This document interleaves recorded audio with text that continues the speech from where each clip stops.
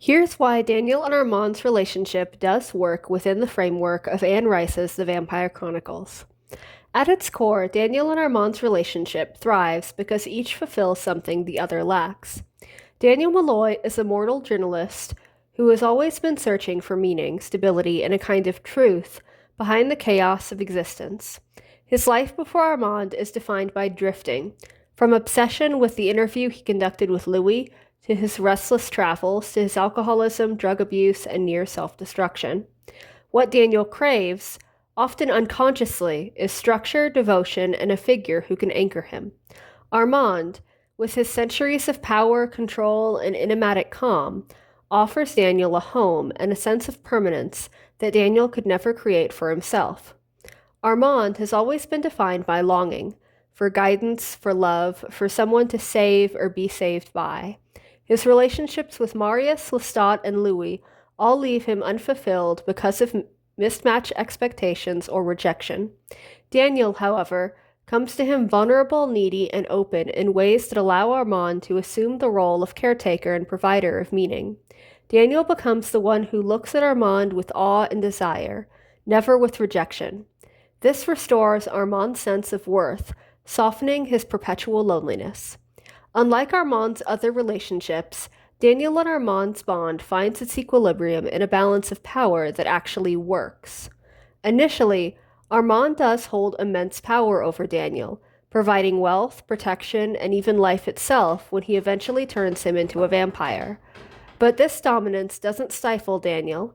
Unlike Louis, who resists being controlled, Daniel surrenders to it. For Daniel, the act of submitting is freeing. He no longer has to wander or fight. Armand becomes the axis around which his world spins. Though Daniel begins as the weaker partner, he wields emotional influence over Armand. Daniel's mortal fragility forces Armand to care, to nurture, to stay present. When Daniel spirals into alcoholism and self-destruction, Armand intervenes, not out of cold authority, but because he cannot bear to lose him. This emotional dependency means Daniel isn't simply a pet or possession. He is someone whose suffering and happiness deeply affect Armand. That power equalizes their roles more than it might seem on the surface. Their relationship is not healthy by human standards, but within the dark gothic world of Rice's vampires, it works because their obsessions align. From the moment of his interview with Louis, Daniel is haunted by vampires, unable to live an ordinary life. His entire identity becomes tied to that hidden world. By binding himself to Armand, Daniel finally satisfies the hunger that has been consuming him since interview with the vampire. Armand, often drawn to beauty and vulnerability, fixates on Daniel because Daniel chooses him. Unlike Marius, who abandoned him, or Louis, who resisted him, Daniel never turns away. His devotion allows Armand to indulge fully in obsession without fear of rejection. For someone as emotionally wounded as Armand, this unwavering attachment is healing. What ultimately makes their relationship work is that they create a closed, intimate world where their flaws and needs reinforce one another rather than clash. Armand gives Daniel immortality, protection, and structure, and Daniel gives Armand devotion, vulnerability, and unconditional love. Together, they build a relationship that exists outside normal morality or human standards. Daniel isn't looking for independence or equality. Armand isn't looking for someone to challenge or abandon him. Their desires align. Daniel wants to belong to someone, and Armand wants someone to belong to him. The success of Daniel and Armand becomes clearer when contrasted with Armand's other bonds. With Marius, the dynamic was fraught with abandonment and unbalanced mentorship. With Louis, Armand wanted Louis to heal him, but Louis resisted Armand's control, leading to tension and distance.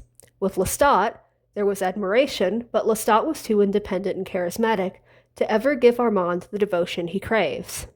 Only Daniel provides the combination of surrender and devotion that harmonizes with Armand's possessive, wounded heart. When Armand finally turns Daniel into a vampire, it cements the partnership. The act isn't only about possession, but also about permanence. It ensures that Daniel cannot abandon Armand through morality. It locks them together in the way Armand always feared losing his loved ones. Daniel, in turn, finally achieves the ultimate goal of his obsession, to transcend morality and remain in the world he was always chasing. Daniel and Armand's relationship works because their flaws fit together.